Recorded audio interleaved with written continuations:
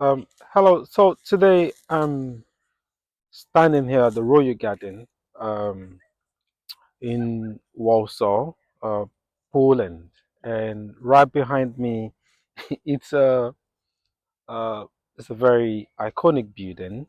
Um, it's actually a restaurant, and that's where we're having a conference. It's a beautiful place. So you can see around me with good scenic view. So I've decided to do this out here today. Um, before I rejoin the conference. So what do I want to talk to? I want to talk about an important topic, which might sound a little bit controversial, which I don't think it is controversial. But before we get to all of that, I want to ask you to subscribe and like and share this video when you like it. If once you've watched it, and I believe you're gonna like it. So what do I want to talk about today? I want to talk about who owns the child, the mother or the father. Well, you could look at in different contexts, in different cultural settings uh, where the mother where is the matriarchal society. So you could have matriarchal society in most of the European or Western nations like the United Kingdom, like like in the United States, and you could say in other climates, in mostly in Africa or other places, you could have a place, maybe even in Eastern Europe, where it is more patriarchal society, where the man has some kind of edge when it comes to like doing separation. So I'm particularly talking when a relationship had broken down, and then there is you know disagreements over where the child is going to be, who's going to have access to, and how much access you can have, and things like that.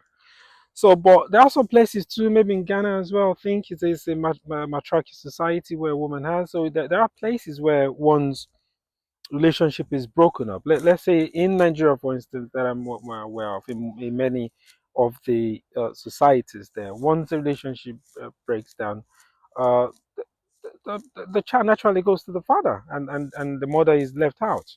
Then in the Western or in the UK, where I reside, you see most often than not, naturally by default, the child stays with the mother and goes there. But this are for different reasons. It could be for biological reasons, where the mother can be seen as the one that nurtures, or see the one, that that brought the child to the world by getting pregnant, carrying this baby for 9 months and bringing the child. So you could default to that.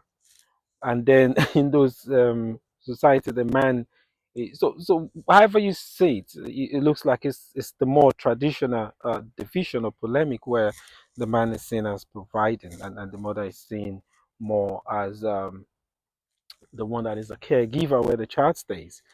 um but then again, where it becomes very a bit complicated is where you see a situation where there might be a difficult separation or difficult breakdown, and then you hear often and not, in my experience, in whatever, oh, this is my child, and they hear that my child, and there's that possessiveness, my child, uh, and then the all the party, whether it's in a patriarchal society where the mother is excluded, or whether it's in the matriarchal society, is is denied that the way it's been presented looks like that is that person's child as well, that is that man's child as well, that is that woman's child as well. So who actually owns the child? So I think it should be this is no brainer.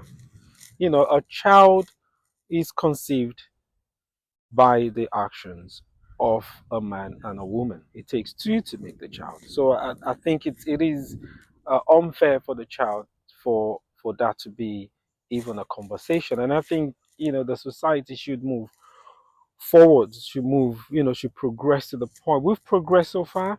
We've got to a point where there are some level, significant level of equality in human relations among gender, among race, but there's still a lot. And I think this should be included in the child's right. It should be the child's right to have um, to naturally have access to both the father and the mother. It shouldn't be a question. It should be natural. It should be. But I understand all of the complexities in determining once you leave the house and the family house and you live in elsewhere, might be living in another city, you might be living in even in a different country, on a different continent. How do you disrupt the child's life, in terms of like the child needs to be live in a place where the child has constant care, where the child has uninterrupted access to school, to the family support and other kind of like wider support.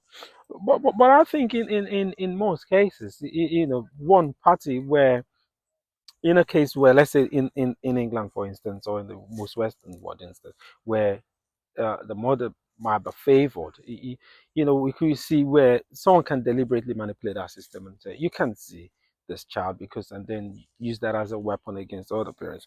But I don't think, I think we should get to the point where the systems needs to change, where it shouldn't even be debatable. You could talk about the technicalities, talk about where the child is going to live, but there shouldn't be a question of mine. And I'll give you an experience. So, in my own experience as a single father of kids, and I'll tell you the things that I've been through. I've had my kid from 0 years, and I remember one incident where we were trying to deal with housing, and it should be a housing officer, a social worker had then called me, and then I was very shocked when she said to me, how did you, that was the tone was very aggressive, how did you get the children, as if I stole the children.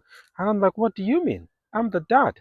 What do you mean by that? And then she had to apologize and say, oh, I'm sorry, they've told us that if the children are with the father, we need to ask why, we need to ask the mom and say, oh, are you aware of this, are you in agreement with this? And I'm like, no, this is ridiculous.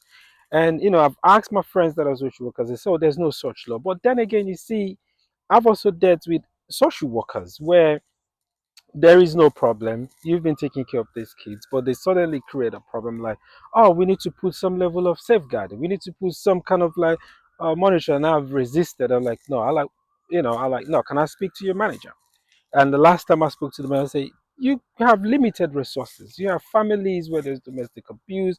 You have families where there's protective. Why do you want to create a problem where there's no problem? And then she had to admit that, I don't think society, is not common to these people. So, to see where a father is actually in a single father household, taking care of the children, doing all of that, doing it very well. So you still have, despite the fact that we've moved forward as a society, you still have we still look at things along that traditional divide where the child is naturally supposed to be with the mother. If the child is with the father, then there's a problem. Then you create a problem where there's no problem. So you know, that kind of like spoiled this. And I've also been in a situation where I'm with the kids doing school runs, doing all of that. And then you will see some people, most people come up to you and, they're like, thumbs up, without, some people say, well done, and all of that. But in some places, I've been shocked where, mostly some women will look at me and be like, and some have said to me, oh, you're taking the kids from their mom. I've been accused of that, like blatantly accused of taking the kids away from the mom, as if I'm denying the massive is not naturally by nature the kids should be with their mom. It's quite a little bit windy, so just bear with me.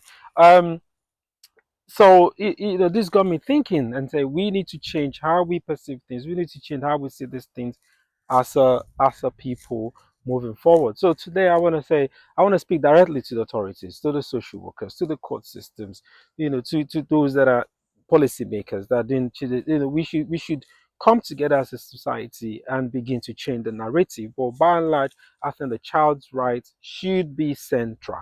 The child life should be at the center, and the child, no one owns the child. The child should have equal access to the father and the mother. So, I will leave it at this. And once again, I encourage you to subscribe, like, and share this video if you like the content. And I'll see you next time. Take care. Bye.